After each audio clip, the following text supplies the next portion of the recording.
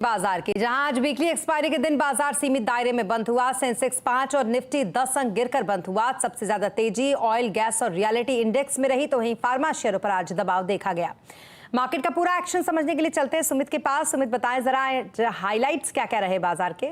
देखिए, आज weekly expiry का दिन था, लेकिन फिर भी भारतीय बाजार एक सीमित दायरे के अंदर ही कामकाज करते हुए दिखाई पड़े। इंट्राडे में मिड कैप ने नया रिकॉर्ड स्तर बनाया, हालांकि स्मॉल कैप आउट परफॉर्म कर रहा था। तो फर्स्ट हाफ की तेजी में 1800-1850 शेयर तेजी में थे, लेकिन लास्ट तक आते 1650 शेयर तेजी के साथ कामकाज करते हुए दिखाई पड़े।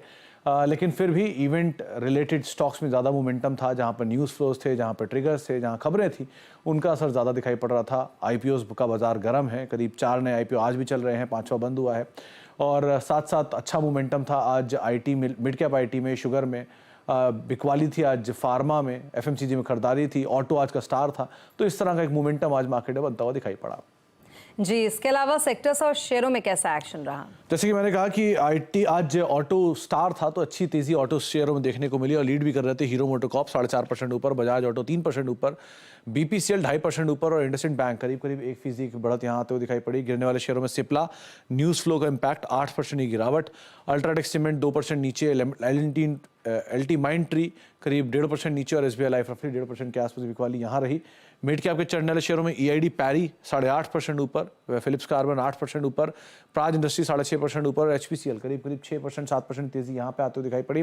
बिकवाली रही आज ट्यूब इन्वेस्टमेंट में, रादर कल की जोरदार तेजी के बाद प्रॉफिट टेकिंग।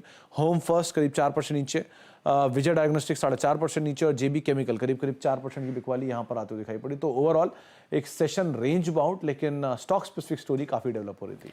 जी, बहुत शुक्रिया तमाम डिटेल्स के लिए आपका सुमित। और विदेशी निवेशक भारतीय बाजार में निवेश बढ़ा सकते हैं, ऐसा कहना है वाइट ऑक कैपिटल के सीईओ आशीष सोमैया का। साथ ही उन्होंने आगे ये भी कहा कि आने वाले समय में बैंकिंग, आईटी, कंज्यूमर और फार्मा सेक्टर्स में तेजी आ सकती है। आगे जाकर के जो मैंने बताया यूएस का सिनेरियो चेंज होता है, उससे एफआई फ्लोज का भी सिनेरियो अगर चेंज होगा, और मुझे ऐसा लग रहा है कि काफी स्ट्रेंथ है उसमें, काफी इंटरेस्ट है ग्लोबली इंडिया में इन्वेस्ट करने में। वो तो यही होता है कि भाई जब डॉलर स्ट्रांग होता है तो थोड़े समय के लिए लोग रुक जाते हैं, क्योंकि उनको पता है कि इंडेक्स में अगर 10-12% बनना है, रुपये में 4-5% टूटने का डर है, तो रुक जाएगा वो पैसा।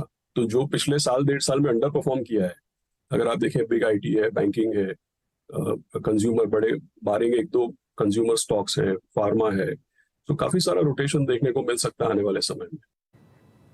और बाजार आईपीओ से गुलजार है। इस हफ्ते 5 कंपनियों के आईपीओ सब्सक्रिप्शन के लिए खुले हैं, जिसमें इरिडा का आईपीओ आज बंद हो जाएगा। तो वहीं Tata tech, flair writing, Gandhar oil refinery और फिड बैंक फाइनेंशियल सर्विसेज का इशू सब्सक्रिप्शन के लिए 24 नवंबर तक खुला रहेगा।